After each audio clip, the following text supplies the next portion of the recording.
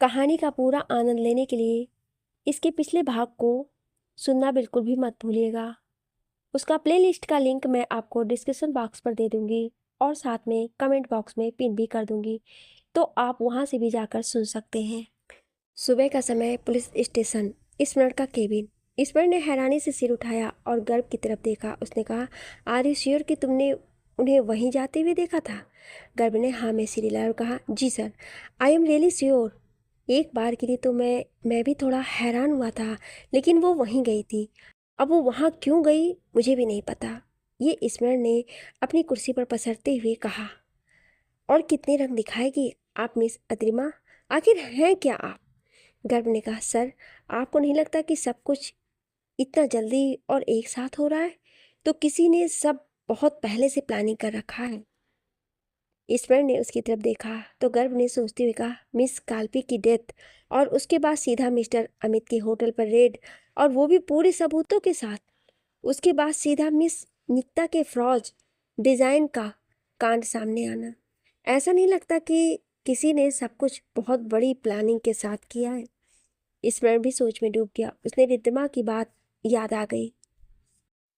अतिमा के हिसाब से कोई हम लोगों को टारगेट कर रहा है, और ये जो कोई भी है वो कोई अंदर का ही इंसान है। स्मरण ने सोचते हुए कहा, दैट मीन्स कोई ऐसा जिसे इनके बारे में सब कुछ पता है, कोई पुराना दोस्त या फिर कोई पुराना दुश्मन। और ये सब कुछ तभी हो रहा है जब ऑक्शन नज़दीक आ रहा है। इट मीन्स कि कोई सिर्फ इन सब लोगों को ही नहीं, बहाल ग्रुप को भी टारगेट कर रहा है, या फिर कोई ऐसा जो सिर्फ इन दोस्तों को टारगेट कर रहा है। लेकिन कौन? तभी अचानक गर्भ का फ़ोन वाइब्रेट हुआ। उसने देखा और कहा, सर, जिस होटल में लास्ट मंथ धनुष बहाल का बर्थडे मनाया गया था, उसकी सीसीटीवी फुटेज हमें मिल चुकी है। स्मरण ने एकदम से कहा, okay then let's watch it, शायद कोई क्लू मिल जाए। गर्भ ने हाँ में सिर हिला दिया और फिर लैपटॉप के साथ अपना फ़ोन कनेक्ट कर दिया। उसने वो फाइल खोली जो उसे किसी ने भेजी थी, और फिर वो लोग उस फुटेज को देखने लगे। वहीं बहाल ग्रुप में सुबह का समय, रिद्वा और निपुण धनुष के केबिन में थे और तीनों ही परेशान नजर आ रहे थे। रिद्वा ने कहा, निकिता का लाइसेंस कैंसिल हो गया और उसकी फर्म को भी वो लोग सीज करने रहे हैं। I don't know want to do. Nipun ने सोच में डूबे हुए कहा, आखिर उसे कहा था किसने कि ये सब करे? बिना इस सब के भी तो सब कुछ ठीक चला हुआ था, फिर इतना सब करने की क्या जरूरत थी?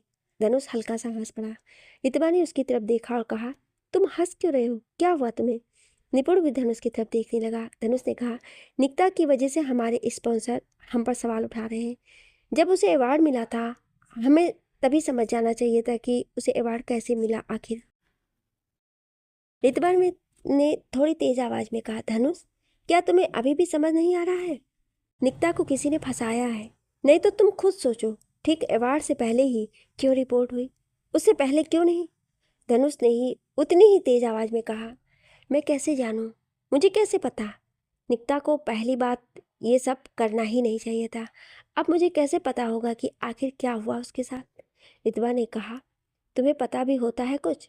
सिर्फ बाइक्स और बाइक्स रेसिंग, इसके अलावा तुम्हारे आसपास क्या हो रहा है तुम्हें कुछ नहीं जानते।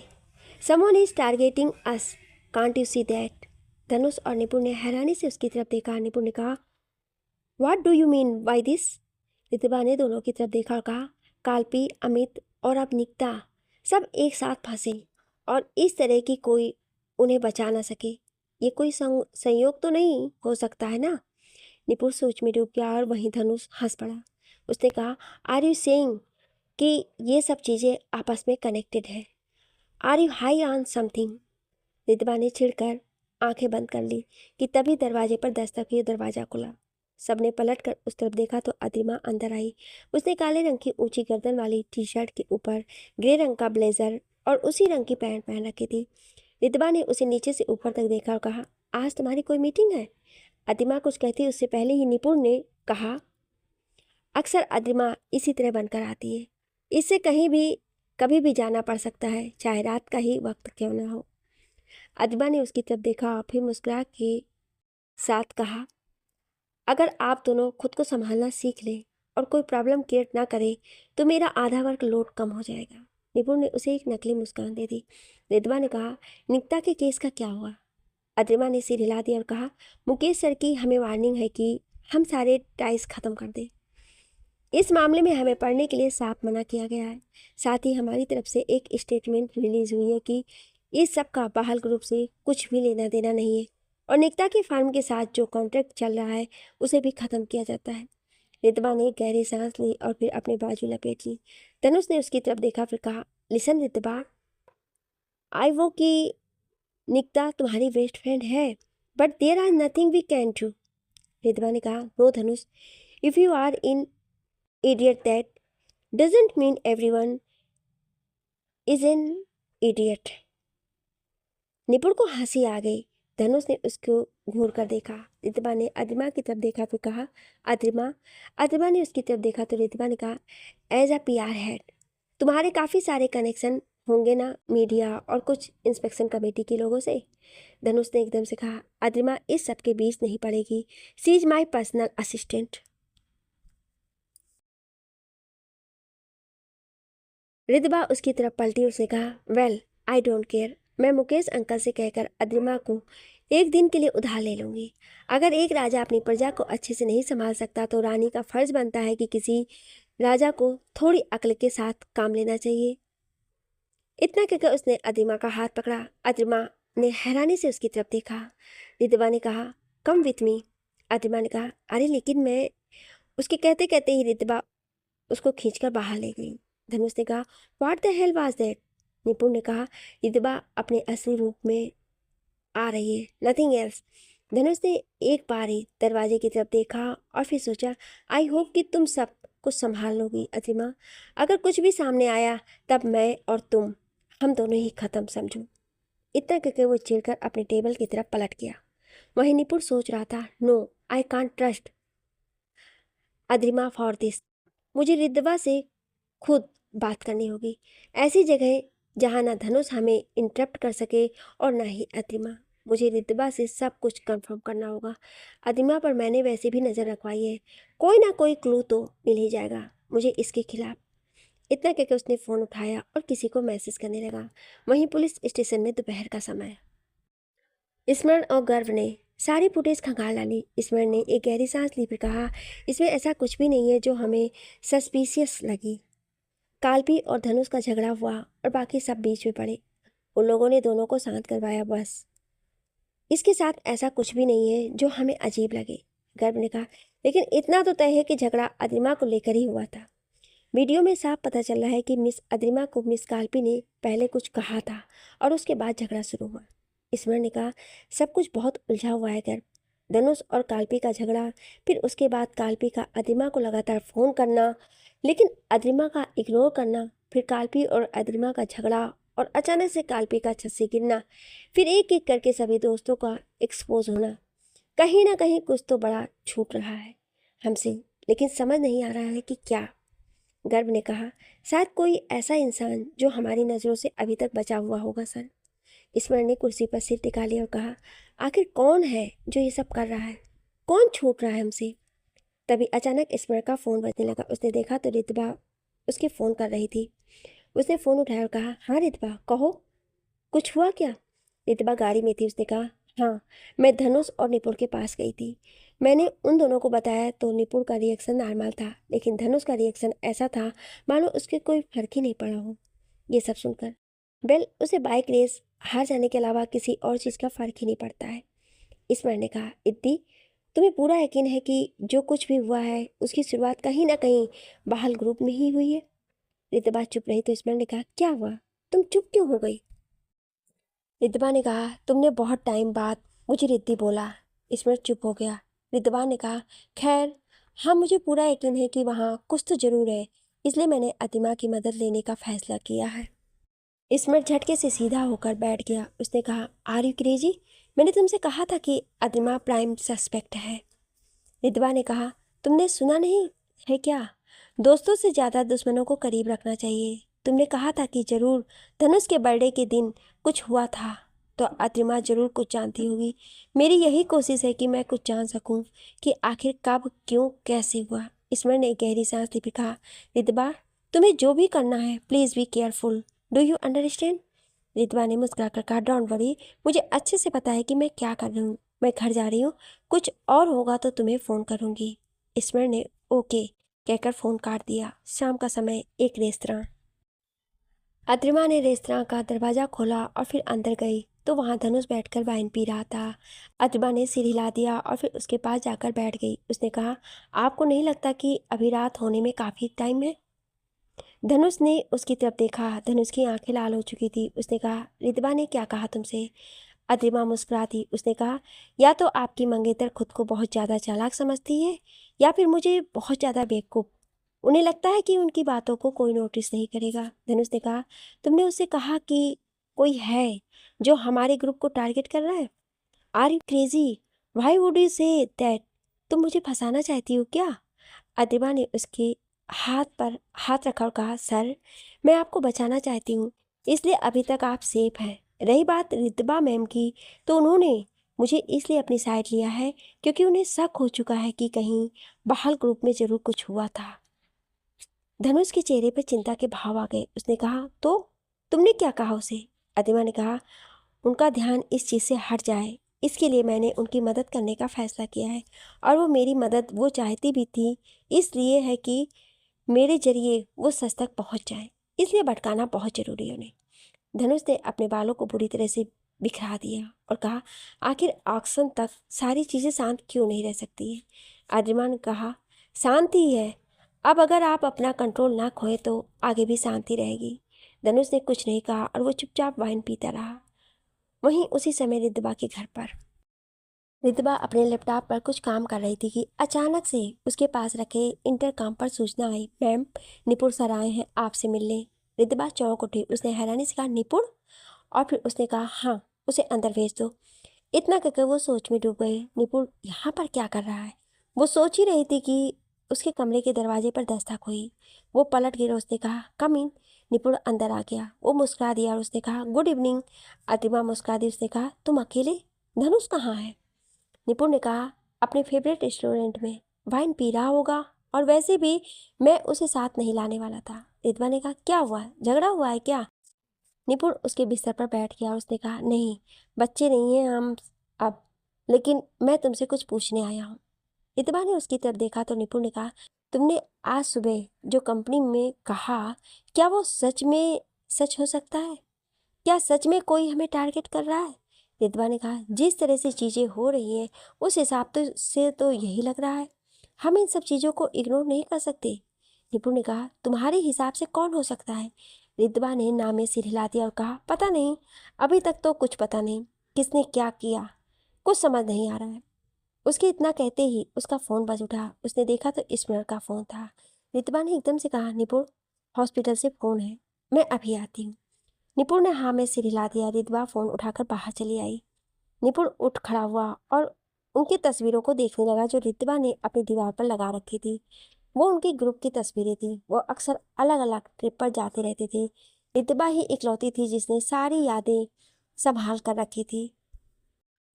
अचानक से निपुण का फ़ोन वाइब्रेट हुआ। उसने देखा तो एक अनजान नंबर था। उसने उठाया और कहा, हाँ रुक, कहो, कुछ मिला आतिमा के घरे? अचानक से निपुण का फ़ोन वाइब्रेट हुआ। उसने देखा तो एक अनजान नंबर था। उसने उठाया और कहा, हाँ कहो, कुछ मिला आतिमा के सारे में? सामने से कुछ कहा गया और निपुण सुनते हुए पलट गया। उसने कहा, तुम्हें पूरा यकीन है? सामने से फिर कुछ कहा गया और निपुण वहीं खड़ा रह गया। वहीं रितबा फ़ोन पर स्मरण से कह रही थी, हाँ निपुण आया है। मुझे नहीं लगता कि उसे कुछ भी पता है, वो खुद मुझसे पूछ रहा है। स्मरण ने कहा, हो सकता है कि वो बस ये जानना चाहता हो कि कहीं तुम कुछ जानती तो नहीं। रितबा ने कहा, हो सकता है, लेकिन निपुण पर शक नहीं हो पा रहा है मुझसे। खैर, अगर कुछ होगा तो बता दूंगी। स्मरण ने कहा, ओके, ख्याल रखना। इतना कहकर उसने फ़ोन काट दिया। रितबा ने एक गहरी सांस ली, फिर पलट कर अपने कमरे की तरफ चली गई। जैसे ही उसने दरवाज़ा खोला, निपुण बाहर निकल गया। रितबा ने हैरानी से कहा, निपुण? निपुण का चेहरा लाल हो चुका था। उसने कहा, रितबा, मुझे धनुष से मिलने जाना होगा, मैं निकलता हूँ, ओके, टेक केयर, बाय। इतना कहकर वो तेज़ी से बाहर निकल गया। रितबा ने उसे हैरानी से देखा और कहा, इसे अचानक क्या हो गया? इतना कहकर वो सिर झटक कर अंदर चली गई। वहीं बाहर निपुण अपनी गाड़ी में बैठा और उसने सीट पर बेल्ट लगा ली। उसने धनुष को फ़ोन लगाया और फिर ब्लूटूथ कानों में लगा लिया। उसने गाड़ी आगे बढ़ा दी। धनुष का फ़ोन बजने लगा। उसने फ़ोन की तरफ देखा और फिर अतिमा की तरफ। अतिमा ने फ़ोन उठाया और लाउड स्पीकर पर डाल दिया। निपुण की आवाज़ आई, धनुष कहाँ पर है तू? वहीं उसी रेस्टोरेंट में है ना? धनुष ने कहा, हाँ क्या हुआ, इतना पैनिक क्यों साउंड कर रहा है? निपुण ने कहा, मुझे काल्पी के बारे में तुझसे कुछ बात करनी है। अतिमा और धनुष दोनों चौंक उठे।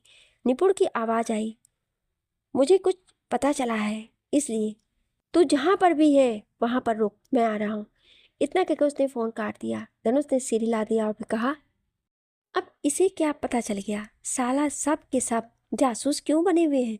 अदिबा ने कुछ नहीं कहा और अपने फ़ोन से एक मैसेज टाइप किया। उसने किसी के साथ कोई चैट की और फिर सिर हिला दिया। वहीं निपुण तेज़ी से गाड़ी चला रहा था। वो बार बार लोकेशन देख रहा था। उसने फिर अपनी गाड़ी की स्पीड बढ़ा दी और तेज़ी से एक मोड़ काटा। वो कुछ सोचे जा रहा था और कुछ सोचते हुए उसने स्टीयरिंग पर हाथ मारा। वो आगे जाकर चौक पर पहुंचा ही था कि दूसरी तरफ से एक ट्रक तेजी से आया और उसने एक जोरदार टक्कर निपुण की गाड़ी में दे मारी। निपुण की आंखें बड़ी हुई। उसकी गाड़ी तेजी से हवा में उछली और सारे शीशे टूट गए। उसने आंखें बंद कर ली और अपने सिर पर हाथ रख लिया। उसकी गाड़ी एक ठीक ठाक ऊंचाई तक उछल गई और फिर जोर से आकर जमीन पर गिरी और रगड़ती हुई जाकर फुटपाथ के पास बनी हुई दीवार से बुरी तरह से टकरा गई। गाड़ी पूरी चकनाचूर होकर उल्टा होकर गिरी थी। कुछ ही समय गाड़ी के अंदर से लाल गर्म खून बहता हुआ बाहर आने लगा। पूरा ट्रैफिक रुक गया। लोग उस तरफ तेजी से भागे। किसी ने जाकर ट्रक के अंदर देखा तो ट्रक का दरवाज़ा खुला था और ड्राइवर गायब था। कुछ लोगों ने निपुण की गाड़ी की तरफ देखा तो वो पूरा खून से रंगा हुआ था और उसके सिर, मुंह और नाक से खून बह रहा था। पेट्रोल और खून आपस में मिलाकर एक बहुत गंदी बदबू दे रहे थे। किसी ने पुलिस को और एम्बुलेंस को फ़ोन कर दिया। रात का समय आस्था हॉस्पिटल।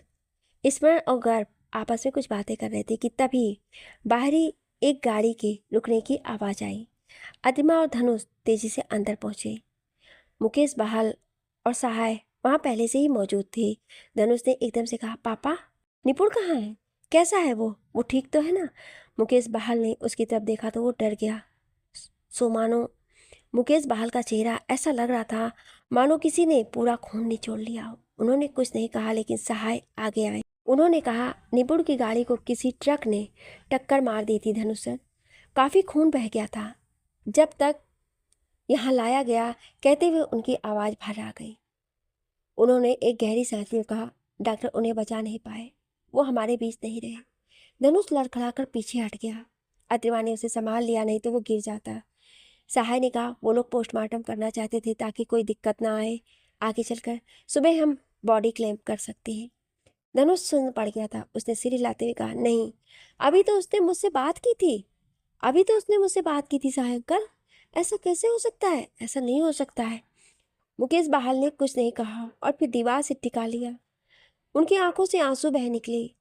धनुष दीवार से लगता हुआ बैठ गया। अतिमा ने उसको सहारा देकर बिठा दिया और फिर स्मरण की तरफ पलट कर उसने कहा, व्हाट अबाउट ट्रक ड्राइवर, क्या वो पकड़ा गया? स्मरण ने उसकी आंखों में देखा। उसकी आंखों में कोई भावना नहीं थी। उसकी आंखें पूरी तरह से सर्द थी। स्मरण ने कहा, नहीं, वो मौके से भाग गया, लेकिन हमने उसकी इन्फॉर्मेशन कलेक्ट कर ली है।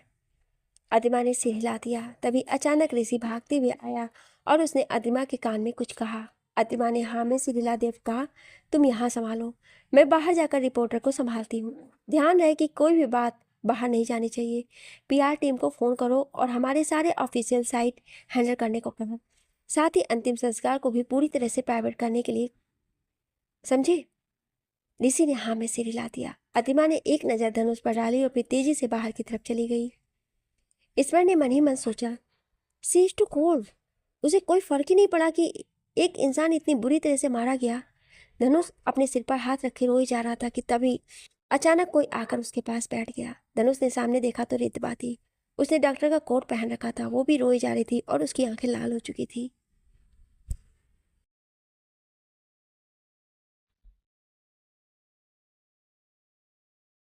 धनुष ने रोते हुए कहा, रितबा, निपुण। रितबा ने बिना कुछ कहे उसे गले से लगा लिया। धनुष फुट फुट कर रो दिया। रितबा ने भी आंखें बंद कर ली। वो भी रो रही थी। ईश्वर ने एक नज़र दोनों पर डाली और फिर अपना मुंह फेर लिया। वो गर्भ को कुछ निर्देश देने लगा। एक शमशान घाट अगली सुबह 11 बजे निपुण की लाश चिता पर रखी हुई थी। धनुष अभी भी रोए जा रहा था। तभी संकेत और राजीव भी वहां पहुंचे। उन्होंने भी हाथ जोड़ लिए और दूसरी तरफ खड़े हो गए। अतिमा ने एक नज़र उन पर डाली और फिर सामने देखने लगी। रितबा ने रोती हुई सिर झुका लिया था। धनुष ने चिता को मुखाग्नि दी और पीछे आ गया। मुकेश बहाल भी रो रहे थे, लेकिन उनका खुद पर काबू था। अतिमा ने हाथ जोड़कर मन में ही कहा, आपको बीच में नहीं पड़ना चाहिए था निपुण सर। और फिर उसने आंखें बंद कर ली। इसी के साथ एक हफ्ता बीत चुका था। पुलिस को अभी तक उस ट्रक ड्राइवर के बारे में कुछ पता नहीं चला था। पूरा बहाल ग्रुप दुख में डूब चुका था। मुकेश बहाल ने सारे इवेंट कैंसिल कर दिए थे। जो अवार्ड उनके होटल को मिलने वाला था, उसके इवेंट को भी कैंसिल कर दिया गया था। अतिमा सब कुछ संभाल रही थी, क्योंकि सहाय मुकेश बहाल को संभाल रहे थे और धनुष को तो कोई होश ही नहीं था। इसी बीच स्मरण रात को रितबा के घर पहुंचा। हल्की हल्की सी बारिश हो रही थी। वो गाड़ी से उतरा ही था कि उसे रितबा बाहर आते हुए दिखाई दी। वो किसी के साथ फ़ोन पर थी। स्मरण उसके पास पहुंचा तो वो कह रही थी, तुम फिक्र मत करो, मैं हैंडल कर लूँगी। हाँ, मैं अभी निकल रही हूँ, ठीक है। इतना कहकर उसने फ़ोन काट दिया। स्मरण ने कहा, हॉस्पिटल जा रही हो? रितबा ने कहा, नहीं, धनुष को लाने। ईश्वर चौंक उठा। उसने कहा, धनुष को लाने? रिद्वा ने कहा, वो पागल हो चुका है निपुण के जाने के बाद। वरुण के साथ ड्रिंक कर रहा था और फिर जबरदस्ती अदिमा के घर चला गया। ईश्वर ने कहा, अदिमा? अदिमा के घर? रिद्वा ने कहा, हाँ, वरुण परेशान था, इसलिए उसने मुझे फ़ोन किया तो मैं धनुष को लेने जा रही हूँ। ईश्वर ने एकदम से कहा, मैं भी चल रहा हूँ। रिद्वा ने उसकी तरफ हैरानी से देखा तो ईश्वर ने कहा, जो कुछ भी हुआ है, मुझे नहीं लगता कि तुम्हारा अकेले कहीं भी जाना सही रहेगा। रितबा ने एक पल के लिए सोचा और फिर हाँ में सिर हिला दिया। वो दोनों रितबा की गाड़ी में बैठ गए और फिर ड्राइवर ने गाड़ी आगे बढ़ा दी। रात का समय। अतिमा का घर। रात के 10 बजे। अतिमा अपने घर की शीशे की दीवार के सामने खड़ी थी। वो कॉफ़ी पी रही थी और उसने नाइट गाउन पहन रखा था। उसने बालों की पोनी कर रखी थी। तभी अचानक उसे अपने घर के नीचे एक गाड़ी रुकती हुई दिखाई दी।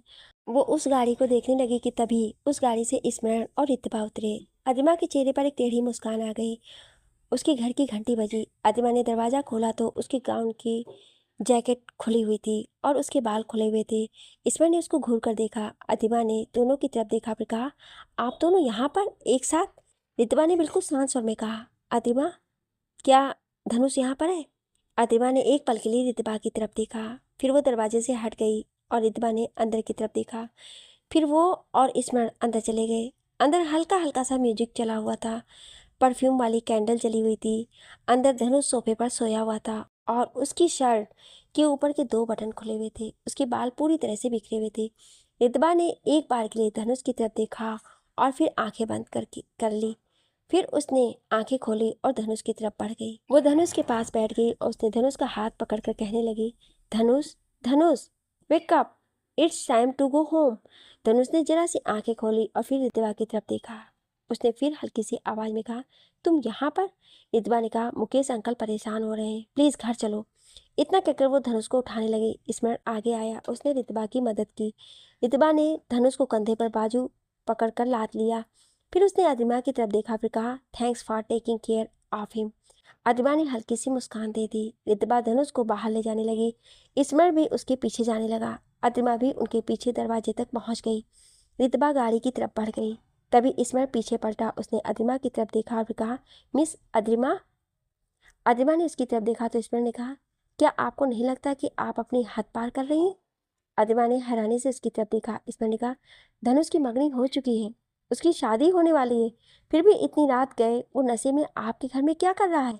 और सबसे बड़ी बात, एक कमिंग पर्सन को नशे में अपने घर में एंट्री देना, आपको नहीं लगता कि आप कुछ ज़्यादा ही हद पार कर रही हैं?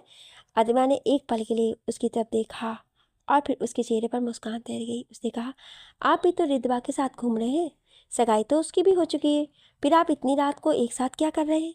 ईश्वर ने तेज आवाज में कहा, मिस अदिमा। अदिमा ने ठंडे स्वर में कहा, धनुष कोई छोटा बच्चा नहीं है कि मैं उसे टॉफ़ी का लालच देकर अपने पास बुला लूँ। उसके पास अपनी सोचने समझने की शक्ति है। वो जो करता है अपनी मर्जी से करता है। ईश्वर ने उसे घूर कर देखा तो एक बार फिर अदिमा ने मुस्कुराकर कहा, let me give you a piece of advice. किसी के बारे में उतना ही बोला करो जितना तुम खुद के बारे में सुन सको। अगर आप किसी के ऊपर सवाल उठा रहे हैं तो जवाब सुनने की हिम्मत भी रखनी चाहिए। स्मरण ने कुछ कहना चाहा कि अदिमा ने कहा गुड नाइट और उसने स्मरण को आगे जाने का इशारा कर दिया। स्मरण गुस्से में पलटा और सीढ़ियों से नीचे उतर गया। अदिमा ने जोर से दरवाज़ा बंद कर लिया। उसने अंदर आते ही टेबल पर और अलमारी पर रखा सामान उठाकर फेंक दिया। वो हाँप रही थी। अचानक से उसे सांस आने में दिक्कत आने लगी। वो बुरी तरह से हाँपने लगी। उसने अपने सीने पर मुट्ठियाँ मारना शुरू कर दिया। वो कुछ ढूंढने लगी। उसने अलमारी खोली और सारा सामान नीचे गिरा दिया। वहाँ शायद कुछ नहीं था जिसे वो ढूंढ रही थी। अदिमा हाँपते हुए किचन में गई। उसने बैठकर एक अलमारी खोल दी। वहाँ कागज के बने हुए लिफाफे रखे हुए थे। अदिमा ने एकदम से उनको निकाला और फिर एक को खोलकर उसमें मुंह अंदर रखकर सांस लेने लगी।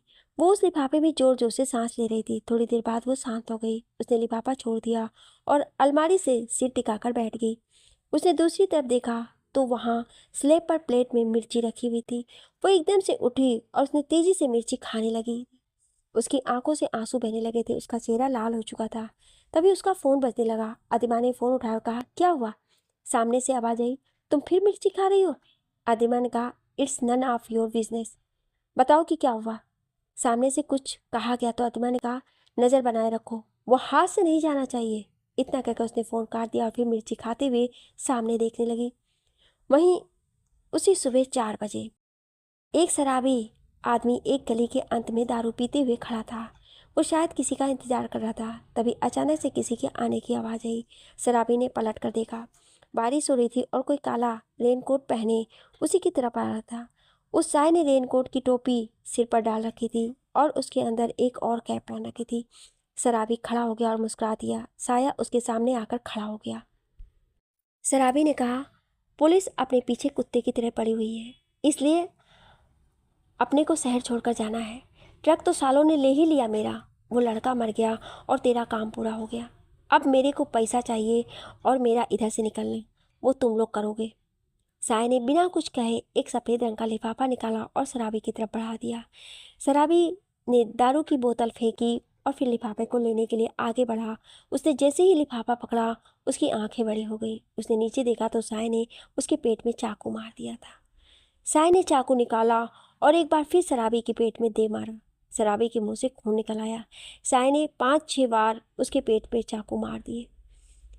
बारिश के पानी में खून घुलने लगा। वो साया पलटा और फिर वहाँ से चला गया। शराबी मर चुका था। जाते जाते साया रुका और उसने अपनी कैप हटा ली। उसकी पीठ थी शराबी की तरफ। उसने अपनी कैप निकाली और फिर तेजी से आगे बढ़ गया। सुबह का समय, पुलिस स्टेशन, स्मरण का केबिन। स्मरण फाइल को देख रहा था कि तभी अचानक गर्भ ने जोर से दरवाज़ा खोला। एक पल के लिए तो स्मरण भी चौंक उठा। उसने सामने देखा और कहा क्या हो गया गर्भ, इस तरह से भागते हुए क्यों अंदर आए तुम। गर्भ ने हाँफते हुए कहा सर वो ट्रक ड्राइवर। स्मरण एकदम से खड़ा हो गया। उसने कहा मिल गया क्या वो। गर्भ ने हाँ में सिर हिला दिया। स्मरण ने झट से अपनी कैप उठाई और कहा तो फिर देर किस बात की है, कहाँ मिला। हमारी टीम ने पकड़ लिया या फिर अभी भी हमारी गिरफ्त से बाहर है। इतना कहते हुए वो दरवाजे के पास पहुंचा ही था कि गर्भ ने कहा हमें उसकी लाश मिली है सर। स्मरण रुक गया। उसने पलट कर देखा तो गर्भ ने कहा जिस गली में उसकी लाश मिली वहीं के रहने वाले एक आदमी ने इसकी रिपोर्ट की है। चाकू से मारा गया है और वो भी बड़ी बेरहमी से। कोई प्रूफ भी नहीं मिला क्योंकि बारिश जो हुई है कल रात को बहुत ज़्यादा। स्मरण ने अपना जोर से हाथ दरवाजे पे दे मारा। गर्भ ने काँप कर आंखें बंद कर ली। स्मरण ने अपनी कमर पर हाथ रखकर कहा कहीं से कोई क्लू नहीं, कोई लीड नहीं। आखिर हो क्या रहा है ये। सब कुछ इतना उलझ चुका है कि कुछ समझ ही नहीं आ रहा है। गर्भ ने कहा सर क्या आपको सच में लगता है कि ये सब कुछ जुड़ा हुआ है। स्मरण ने कहा रितबा ने कहा कि निपुण उससे मिलने आया था। वो मुझसे बात करने के लिए बाहर आई और फिर निपुण एकदम से कमरे से बाहर निकला। वो फ़ोन पर कुछ देख रहा था और उसने कहा कि वो धनु से मिलने जा रहा है, जबकि वो मुझसे मिलकर ही आया था, यानी कि उसे कुछ तो पता चला था। धनुष ने कहा कि उसने फ़ोन किया था और कहा था कि उसे कुछ इम्पोर्टेंट बात करनी है। गर्भ ने कहा वैसे सर धनुष और अदिमा मैम एक साथ हॉस्पिटल आए थे।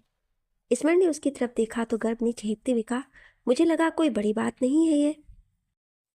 स्मरण ने सोचते हुए कहा व्हाट इफ कि अदिमा को भी पता हो कि निपुण धनुष से मिलने आ रहा है। गर्वी सोच में डूब गया। स्मरण ने कहा, सुनो, तुम केस पर ध्यान रखो, अदिमा पर मैं नज़र रखूँगा। ये केस अब जितनी क्वाइटली करेंगे उतना ही बेटर रहेगा, समझे तुम? गर्व ने हाँ में सिर हिला दिया। स्मरण ने सामने बोर्ड की तरफ देखा जहाँ केस से जुड़े हर इंसान की तस्वीर लगी थी। स्मरण ने कहा, मिस अदिमा ने सबूतों की बात की थी ना, आप सबूतों के साथ ही सामने जाएंगे। इतना कहकर वो बोर्ड के पास गया और उसने अदिमा के फोटो के ऊपर बड़ा सा गोला लगा दिया। इसी तरह कुछ दिन और बीत गए। बहाल ग्रुप में सुबह का समय, अदिमा, सहाय और मुकेश बहाल एक केबिन में थे। मुकेश बहाल अपनी कुर्सी पर बैठे थे और सहाय उनकी बगल में खड़े थे। वहीं अदिमा सामने खड़ी थी। उसने गहरे गुलाबी रंग का ब्लेज़र, काले रंग की शर्ट और ब्लेज़र के रंग वाली पैंट पहनी हुई थी। मुकेश बहाल कुछ फाइल पढ़ रहे थे। फिर उन्होंने कहा, इवेंट ज़्यादा बड़ा नहीं होना चाहिए, बस होटल को जो अवार्ड मिला है उसके लिए एक छोटा सा इवेंट जिसमें सारे स्पॉन्सर को बुलाया जाएगा, ज़्यादा धूम धड़ाका नहीं होना चाहिए। अदिमा ने हाँ में सिर हिला दिया। मुकेश बहाल ने कहा, और ये धनुष कहाँ है? तुमने उसे बताया नहीं कि आज स्मिता जी और रितवा जी आ रहे हैं? अदिमा ने कहा, मैंने उन्हें बताया था सर, लेकिन वो अपनी बाइक उठाकर चले गए। मुकेश बहाल ने सिर हिला दिया। सहाय ने कहा, सर अगर आप कहें तो धनु सर को वापस ले आए। मुकेश बहाल ने ना में सिर हिला दिया और फिर कहा, नहीं, इसकी ज़रूरत नहीं है, कुछ दिन उसे अपना दिमाग शांत करने दो, उसके बाद मैं खुद उससे बात करूँगा। सहाय ने सिर हिला दिया। तभी दरवाजे पे दस्तक हुई और स्मिता जी और रितमा अंदर आए। मुकेश बहाल ने उनको देखकर कहा, अरे स्मिता जी, रितवा बेटा, आप लोग पहुंच गए। रितवा ने नमस्ते में हाथ जोड़ दिए, जबकि स्मिता जी को देखकर अदिमा ने सिर झुका लिया। स्मिता जी ने एक बार अदिमा पर नज़र डाली और फिर मुंह फेर लिया। अदिमा के चेहरे पर एक हल्की सी मुस्कान आ गई। स्मिता जी और रितवा बैठ गए। मुकेश बहाल ने कहा, क्या लेंगे आप लोग? मैं अभी मंगवा लेता हूँ। रितवा ने कहा, मैं तो कुछ नहीं अंकल, मुझे हॉस्पिटल निकलना है, काफ़ी सारे केसेस पेंडिंग हैं। मुकेश बहाल ने मुस्कुरा कर कहा, थोड़ा कम काम किया करिए, कमज़ोर हो रही हैं आप। रितवा मुस्कुरा दी। मुकेश बहाल ने कहा, रितवा जल्दी में है, इसलिए मैं आपसे सीधे बात करता हूँ। 4 दिन बाद हमारे होटल में एक छोटा सा इवेंट है। आप तो जानती हैं स्मिता जी कि पिछले कुछ दिनों से जो कुछ भी हुआ सब जगह मनहूसियत फैली हुई है। इसलिए मैं सोच रहा था कि माहौल बदलने के लिए अगर हम बच्चों की शादी की अनाउंसमेंट कर दें तो। रितवा का चेहरा ये बात सुनकर लाल हो गया, जबकि अदिमा की मुट्ठियाँ भिज गई। स्मिता जी ने मुस्कुरा कर कहा, मुझे कोई दिक्कत नहीं है, जैसा आप सही समझें, बस बच्चों की राय ले लें। मुकेश बहाल ने रितवा की तरफ देखा और कहा, बेटा आप क्या सोचती हैं? रितवा ने कहा, जैसा धनुष को ठीक लगे अंकल, मुझे कोई प्रॉब्लम नहीं है। मुकेश बहाल ने अदिमा की तरफ देखा और कहा, अदिमा, मेरे ख्याल से तुम्हें इवेंट के प्रोग्राम में बहुत सारे चेंजेस करने पड़ेंगे। सहाय ने एक बार अदिमा की तरफ देखा और फिर उसके हाथों की तरफ। अदिमा ने मुस्कुरा कर कहा, आप चिंता ना करें सर, मैं सारा इंतज़ाम कर दूंगी। वैसे मैं आज होटल ही जा रही हूँ सारा इंतज़ाम देखने। सहाय ने कहा, अदिमा तुम जाओ, वैसे भी वहाँ पहुँचने में और वापस आने में वक्त लगेगा। अदिमा ने हल्के से सिर झुका दिया और फिर तेज़ी से बाहर चली गई। रितवा ने उसे जाते हुए देखा और फिर कहा, मम्मा, अंकल, आप सब कुछ डिसाइड करिए, मैं चलती हूँ, मुझे बहुत ज़रूरी काम है। इतना कहकर उसने सिर झुकाया और फिर वो भी बाहर निकल गई। उसके जाते ही स्मिता जी ने मुकेश बहाल की तरफ देखा और कहा, आपको सच में लगता है कि ये आइडिया काम करेगा? मुकेश बहाल ने मुस्कुरा कर कहा, निपुण के जाने के बाद सबकी नज़रें धनुष पर टिक गई हैं। अगर इस समय दोनों बच्चों की शादी होती है तो स्पॉन्सर की लाइन लग जाएगी। स्मिता जी ने कहा, वो अमित काटवानी और उसका बाप, मैंने कहा था कि ड्रग्स और बाकी के धंधे को काबू में रखे, लेकिन नहीं, वो तो शुक्र है कि पुलिस के इस सब में हमारे शेर के बारे में पता नहीं चला, नहीं तो हम भी फंसते। मुकेश बहाल ने कहा, मैंने सारे सबूत मिटा दिए थे जो भी हमारे खिलाफ थे, और वैसे भी लोगों का क्या लगता है कि काटवानी हमारी नाक के नीचे इतना बड़ा कांड करेगा और हमें पता तक नहीं चलेगा। सहाय चुपचाप दोनों की बातें सुन रहा था। उसने सिर झुका लिया। स्मिता जी ने कहा, वो हिल स्टेशन वाली कंस्ट्रक्शन का आपने बहुत अच्छा सॉल्यूशन निकाला। मुकेश बहाल ने कहा, उस इंस्पेक्टर को खरीदना बहुत आसान था, इसलिए वो गांव वाले सालों की लाशों को ठिकाने लगाना बहुत मुश्किल था। हमारी पीआर को हमने वहाँ कंप्रोमाइज़ करने के लिए भेज दिया ताकि मीडिया वालों को लगे कि हम साफ़ सुथरे हैं, और बाकी जो हल्ला मचा रहे थे उनको पीठ पीछे उठा लिया। स्मिता जी ने कहा, इसीलिए तो मैंने ये काम आपको दिया था। मुझे यकीन है कि आप सारा काम बहुत अच्छे से करेंगे। इतना कहकर उन्होंने पेपर वेट को घुमाते हुए कहा, कार्पी के केस का क्या करना है? मुकेश बहाल मुस्कुरा दिए। वहीं अद्रिमा बाहर पहुंची ही थी कि पीछे से रितबा की आवाज़ आई, अद्रिमा। अद्रिमा पीछे पलटी। रितबा उसके सामने आकर खड़ी हो गई। उसने कहा, मुझे तुम्हें कुछ कहना था। अद्रिमा ने सामने देखा तो रितबा ने कहा, पहले मैं चुप थी क्योंकि ये बिजनेस की बातें हैं, लेकिन मैं नहीं चाहती कि हमारी शादी की बात अनाउंस होने के बाद कोई भी ऐसी वैसी न्यूज़ फैले। धनुष थोड़ा केयरलेस है, लेकिन तुम पीआर हेड हो। आई होप कि तुम किसी भी तरह की न्यूज़ ना फैलने दोगी और ना ऐसी न्यूज़ फैलने की वजह बनोगी।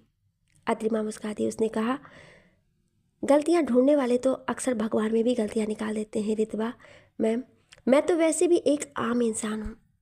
जिन लोगों ने बातों को बिगाड़ना होता है, आपके हर एफर्ट के बाद भी वो लोग सिर्फ बिगाड़ेंगे ही, बनाएंगे नहीं।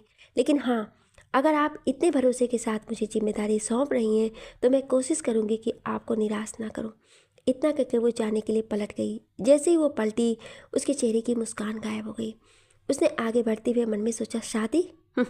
शादी की अनाउंसमेंट होगी तब ना। इतना कहकर वो तेज़ी से आगे बढ़ गई। वहीं डीएल कंपनी में दोपहर का समय, संकेत राणा कोई फाइल देख रहा था और राजीव फ़ोन पर किसी से बात कर रहा था। फ़ोन काट कर वो संकेत के सामने खड़ा हो गया। संकेत ने फाइल की तरफ देखते हुए कहा, क्या हुआ राजीव, कोई खबर बहल ग्रुप से? राजीव ने संकेत की तरफ गौर से देखा और फिर कहा, वो लोग रितबा और धनुष की शादी की अनाउंसमेंट करने वाले हैं। शायद जो इवेंट उनके होटल में होने वाला है वहीं पर। संकेत फाइल पढ़ते पढ़ते हुए रुक गया। उसने कहा, मिस रितबा हैं कहाँ पर? राजीव ने कहा, फ़िलहाल तो हॉस्पिटल, लेकिन एक और बात है जो मैं आपको बताना चाहता हूँ। संकेत ने कहा। उसकी तरफ देखा तो राजीव ने कहा, आजकल इंस्पेक्टर स्मरण और रितबा के बीच काफ़ी नज़दीकियाँ बढ़ रही हैं सर। संकेत के चेहरे पर एक हल्की सी मुस्कान आ गई। उसने कहा, वेल, मिस रितबा धनुष को नहीं छोड़ने वाली। ये बातें तो मैं जानता हूँ कि रितबा और धनुष वो एक दूसरे को कभी नहीं छोड़ेंगे। रही बात कि रितबा और स्मरण के बीच में क्या है, तो ये बात मैं बहुत बेहतर तरीके से जानता हूँ। इतना कहकर उसने राजीव की तरफ देखा फिर कहा, मिस अद्रिमा, हमारी मिस अद्रिमा क्या कर रही हैं आजकल? संकेत ने ऐसा चेहरा बनाकर पूछा था कि राजीव को हंसी आ गई। उसने कहा, फिलहाल के लिए जिस होटल में इवेंट है वो उसी होटल के इवेंट की तैयारी कर रही हैं। मिस्टर वरुण, धनुष के दोस्त, उनकी कंपनी इस इवेंट को ऑर्गेनाइज कर रही है। संकेत मुस्कुरा दिया। उसने कुर्सी पर पसरते हुए कहा, लगता है इस इवेंट में भी कोई बड़ा धमाका करना होगा। बहाल ग्रुप ड्रामेबाजी के बड़े सारे मौके दे रहा है आजकल। इतना कहकर उसने राजीव की तरफ देखकर कहा, सब पर नज़र बनाए रखो, मुझे सब की पल पल की खबर चाहिए। राजीव ने हाँ में सिर हिला दिया और संकेत किसी सोच में डूब गया। वहीं आस्था हॉस्पिटल। रितबा हॉस्पिटल पहुंची तो स्मरण वहां पर खड़ा था। रितबा उसे देखकर चौंक उठी। उसने स्मरण के पास आकर कहा, स्मरण, तुम यहाँ पर, क्या हुआ? स्मरण ने कहा, हाँ, तुमसे मिलने आया था और साथ ही कुछ काम भी था। गर्भ अंदर है डॉक्टर के साथ। तुम्हें याद है कुछ दिन पहले हमें उस ट्रक ड्राइवर की बॉडी मिली थी? रितबा ने हाँ में सिर हिला दिया। स्मरण ने कहा, बारिश की वजह से वहाँ पर कुछ भी मिलना बहुत मुश्किल था, लेकिन फिर भी हम कोशिश कर रहे हैं। अभी उसके जो कपड़े थे वहाँ से सैंपल कलेक्ट करने की कोशिश थी, उसी के लिए आए हैं। रितबा ने कहा, निपुण के जाने के बाद सब कुछ अजीब सा हो गया है। धनुष अपने में ही गुम है और वरुण को टाइम ही नहीं है। हमारा पूरा ग्रुप बिखर गया है। ईश्वर ने उसके कंधे पर हाथ रखा और कहा, डोंट वरी रितबा, हम अपनी पूरी कोशिश कर रहे हैं। कभी ना कुछ तो पता चल ही जाएगा। रितबा ने हाँ में सिर हिला दिया। तभी गर्भ वहाँ पर आया। ईश्वर ने अपना हाथ हल्के से हटा लिया। ईश्वर ने कहा, कोई प्रोग्रेस रिपोर्ट? गर्भ ने नामे सिर हिला दिया। उसने कहा, सैंपल को बहुत बारीकी से देखा गया, लेकिन कहीं कुछ नहीं मिला। फिर से 0 लेवल। इससे पहले कुछ कहता, उसकी नज़र पिलर की टेक लगाकर खड़े एक लड़के पर पड़ी। उसने कैप लगाकर रखी थी और उसके हाथों में रूबिक क्यूब खेल रहा था। अचानक से स्मरण को कुछ खटका। उसने अचानक से याद आया कि कुछ दिन पहले जब वो रितबा से मॉल में मिला था, तब भी ये रूबिक क्यूब वाला लड़का उसे दिखा था, और फिर जब वो एक रेस्तरां में मिला था तब भी यही लड़का उसके सामने था। स्मरण ने रितबा की तरफ देखा और कहा, रितबा, तुम जाओ, मुझे और गर्व को किसी काम से जाना है। रितबा ने उसकी तरफ देखा और फिर सिर हिलाकर अंदर चली गई। स्मरण ने लड़के पर नज़र डाली। लड़के ने अपनी कैप नीचे की और फिर बाहर की तरफ जाने लगा। स्मरण ने गर्व के कान में कुछ कहा और फिर वो लोग दूसरी तरफ चले गए। वो लड़का तेजी से बाहर की तरफ बढ़ रहा था। वो एक बार के लिए पीछे पलट कर देख रहा था कि कोई उसके पीछे तो नहीं, लेकिन उसके पीछे कोई भी नहीं था। वो बाहर जा ही रहा था कि अचानक से स्मरण उसके सामने आ गया। लड़का झटके के साथ रुक गया। उसने पीछे पलट कर देखा तो गर्व भी उसके पीछे आकर खड़ा हो गया। दोनों ही उससे कुछ 7-8 की कदम की दूरी पर थे। लड़के ने सामने स्मरण की तरफ देखा। स्मरण ने मुस्कुराकर कहा, इतनी दूर आए हो, इलाज तो करवाते जाओ। लड़के ने कुछ नहीं कहा और इधर उधर देखा। स्मरण उसकी तरफ बढ़ने लगा। लड़के के हाथ में रूबिक क्यूब घूम रहा था। जैसे ही स्मरण उसके पास आया, लड़के ने एकदम से दूसरी तरफ से लाए जा रहे स्ट्रेचर को पकड़ा और स्मरण की तरफ जोर से झटका देकर भाग गया। स्ट्रेचर जाकर स्मरण से टकरा गया। स्मरण ने अपना पेट पकड़ लिया। इससे पहले कोई समझ पाता, लड़के ने उसी स्ट्रेचर पर पैर रखा और जंप करके स्मरण के ऊपर से कूद गया। गर्भ ने एकदम से कहा, सर। स्मरण ने पलट कर देखा तो लड़का दरवाजे से बाहर निकल गया था। सभी लोग हैरानी से उस तरफ देख रहे थे। स्मरण तेजी से बाहर की तरफ भागा। गर्भ भी तेजी से भागा। लड़का बाहर आया और उसने अपनी गाड़ी में बैठकर सीट बेल्ट लगा ली। उसने गाड़ी स्टार्ट की और तेजी से पार्किंग लॉट से बाहर निकल गया। स्मरण और गर्भ भी हॉस्पिटल से बाहर निकले। स्मरण ने उसे जाते हुए देखा फिर कहा, गर्भ, गाड़ी गाड़ी कहते हुए वो भी गाड़ी की तरफ भागा। गर्भ भी उसके पीछे था। दोनों गाड़ी में बैठे और उन्होंने भी गाड़ी पीछे लगा दी। मेन हाईवे पर दोनों गाड़ियां तेजी से भाग रही थी। स्मरण ने गाड़ी की तरफ देखा फिर कहा, क्या बकवास है, बिना नंबर प्लेट की गाड़ी सरेआम शहर में घूम रही है और किसी को खबर ही नहीं। गर्भ ड्राइविंग सीट पर था। उसने बिना कुछ कहे स्पीड बढ़ा दी। वहीं लड़के ने पीछे आती गाड़ी को देखा और एक्सीलेटर पर और दबाव बढ़ाया। उसने अपने फ़ोन की तरफ देखा तो उसने सामने लगाया हुआ था। उसने अपने फ़ोन का एक बटन दबा दिया और इसी के साथ बैकअप रिक्वेस्ट सेंड की आवाज़ आई। दोनों ही मिनट में उसके फ़ोन में एक लोकेशन आई। लड़के ने लोकेशन की तरफ देखा और फिर तेज़ी से आगे जाकर यू टर्न ले लिया। स्मरण ने हैरानी से कहा, ये वापस कहाँ जा रहा है? गर्भ ने भी आगे से जाकर सीधा यू टर्न ले लिया। लड़के ने स्पीड पूरी करके रखी हुई थी। इसी के साथ वो लोकेशन को पूरा फॉलो कर रहा था। इसी के साथ उसने एक चौक पार किया और उसके चौक को पार करते ही उसके चेहरे पर एक मुस्कान आ गई। उसने पीछे आ रही स्मरण की गाड़ी की तरफ देखा। स्मरण और गर्भ ने अपनी नज़र उस गाड़ी की तरफ बना कर रखी थी जब एक बाइक ने उसका रास्ता काटा और उस गाड़ी और उनकी गाड़ी के बीच आ गई। वो बाइक लहराती हुई सड़क पर चल रही थी और स्मरण की गाड़ी को आगे बढ़ने से रोक रही थी। स्मरण ने कहा, ये बाइक इस गाड़ी के साथ है ना?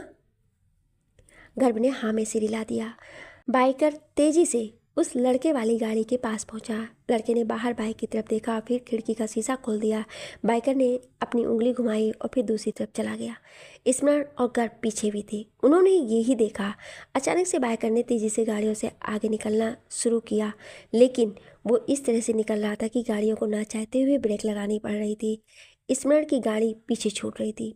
अचानक से सामने सिग्नल आ गया। स्मरण ने कहा, गर्भ गर्भ वो लोग यहाँ से आगे नहीं निकलने चाहिए। गर्भ ने हाँ में सिर हिला दिया और फिर उसने गाड़ी की स्पीड बढ़ा दी, लेकिन बाइक फिर से आगे आ गई और इसी के साथ उसने एक मोड़ काटा और आगे निकल गया। आगे चलकर गाड़ी ने एकदम से ब्रेक लगाई और इसी के साथ स्मरण की गाड़ी को भी ब्रेक लगानी पड़ी।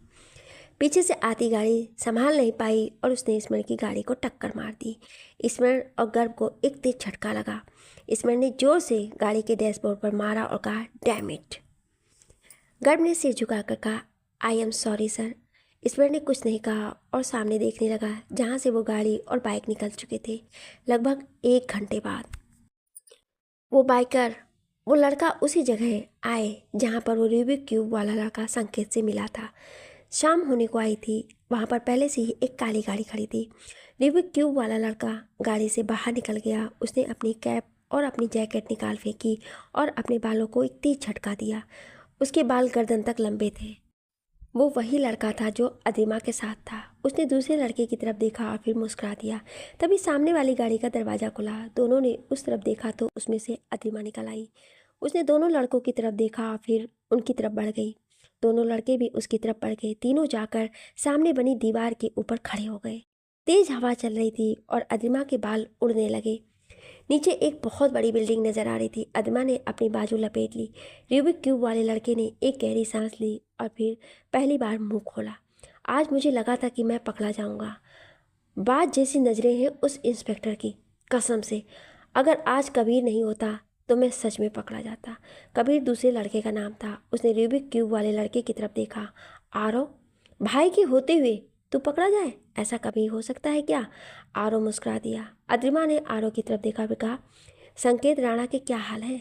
उसे तुम पर भरोसा हुआ या नहीं? आरव ने कहा, फिलहाल तो उसका भरोसा जीतना मुश्किल है, लेकिन इतना तो वो भरोसा करता ही है कि मुझे अपने साथ रख रहा है।